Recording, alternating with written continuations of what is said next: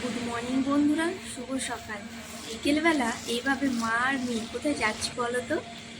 আমরা যাচ্ছি একটু সবজি বাজার করতে, যেহেতু আজকে সানডে, তাই হাজব্যান্ডও বাড়িতে আছে। তাই ভাবলাম তিনজনে মিলে একটু সবজি বাজার করতে আসি। আর যেহেতু বাজারটা অনেকটাই দূরে, তাই দেখো আস্তে আস্তে কিন্তু সন্ধে হয়ে গেল। আর এই বাজারটা বসে ঠিক হাইওয়ের পাশেতেই। আর হাইওয়ে পেরানো অনেকটাই রিস্কের ব্যাপার। আমি তো মানে যাই হোক, হাইওয়ে পার হয়ে কিন্তু আমরা সবজি মার্কেটে চলে এলাম। আর মার্কেটটা দেখো কিন্তু অনেক বড়। আর এখানে হাজবেন্ড আর মেয়ে কিন্তু সবজি নিচ্ছিল। আর মেয়ে কিন্তু সবজি নেওয়া, পয়সা দেওয়া, এই জিনিসগুলো করতে খুব পছন্দ করে। দেখছো ওর বাবার সাথে কীভাবে হেল্প করছে। যেহেতু আমাদের আসতে একটু সন্ধে হয়ে গেছিলো, তার মার্কেটটা অনেকটাই ফাঁকা।